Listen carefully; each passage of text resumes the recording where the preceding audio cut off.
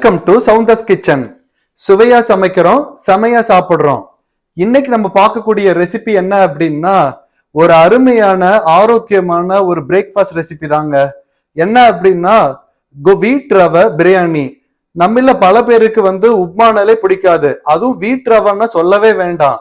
அப்படிப்பட்டவங்களுக்கு இந்த வீட் ரவை பிரியாணி செஞ்சு கொடுத்து பாருங்க, மிகவும் சுவையா விரும்பி சாப்பிடுவாங்க. வாங்க ரெசிபிக்குள்ள போலாம்.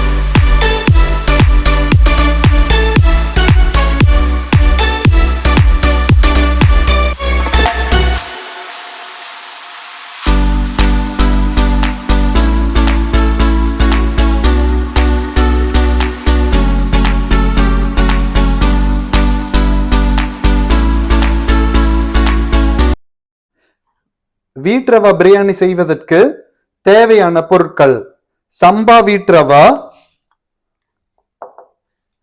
சிறிதாக நறுக்கிய பெரிய வெங்காயம், இந்த மாதிரி கட் பண்ண பச்சை மிளகாய், நீல வாக்குல பச்சை மிளகாய் கட் பண்ணிக்குங்க, சிறிதாக நறுக்கிய இஞ்சி, சிறிதாக நறுக்கிய கேரட், கொஞ்சம் பீன்ஸ், பச்சை பட்டாணி, குடைமிளகாய் கேப்சிகம், சிறிதளவு புதினா. இந்த மாதிரி புதினாவை கொஞ்சம் சின்னதா கட் பண்ணி எடுத்துக்கங்க. கொத்தமல்லி தழை சிறிதளவு. இதுல கொஞ்சமா சோம்பு, பட்டை, கிராம்பு, ஏலக்காய் சிறிதளவு, ரொம்ப அதிகம் வேண்டாம், சிறிதளவு. இதுதாங்க வீட் பிரியாணி செய்யறதுக்கு தேவையான பொருட்கள். ஸ்டவ் பற்ற வச்சு ஒரு பாத்திரத்தை வைங்க. பாத்திரம் சூடானதுக்கு அப்புறம் இதில் எண்ணெய் சேர்த்துக்குங்க. எண்ணெய் சேர்த்து எண்ணெய் நல்லா காஞ்சதுக்கு அப்புறம் பிரியாணி மசாலா சேர்த்துக்குங்க. பிரியாணி மசாலா சேர்த்து நல்லா பொரிஞ்சதுக்கு அப்புறம் பச்சை மிளகாய் இதில் சேர்த்துக்குங்க. பச்சை மிளகாய் சேர்த்து பச்சை மிளகாய் நல்லா வதங்கினதுக்கு அப்புறம் நம்ம பொடியாக நறுக்கி வச்சிருக்கிற பெரிய வெங்காயத்தையும் இதில் சேர்த்துக்கலாம். கருவேப்பிள்ளையும் சேர்த்து நல்லா வெங்காயம் வதக்கிறதுக்கு உப்பு சேர்த்துக்கங்க. இஞ்சி சேர்த்துக்கலாம்.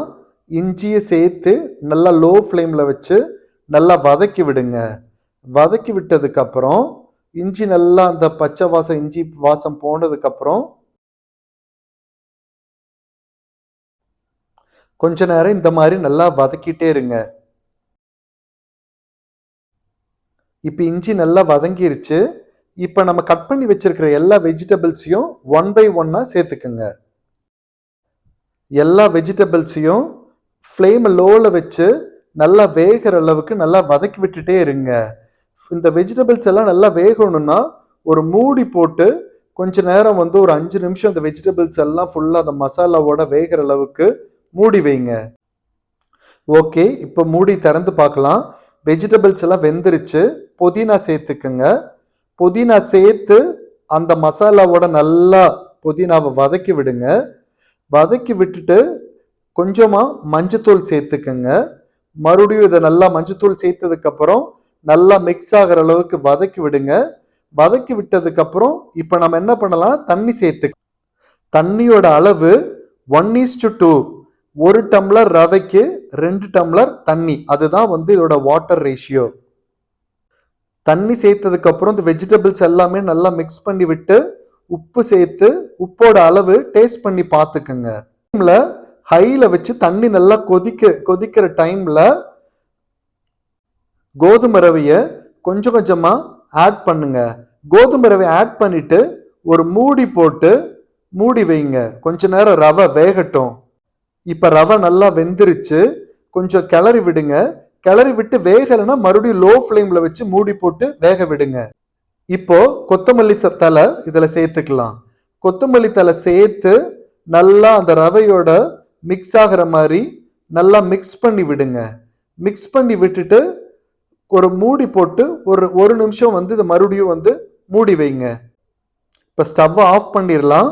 சுவையான வீட் ரவா பிரியாணி ரெடி. பார்க்கவே எவ்வளவு டெலிஷியஸா இருக்கு பாருங்க. நீங்களும் ட்ரை பண்ணி பாருங்க, மிகவும் சுவையா இருக்கும்.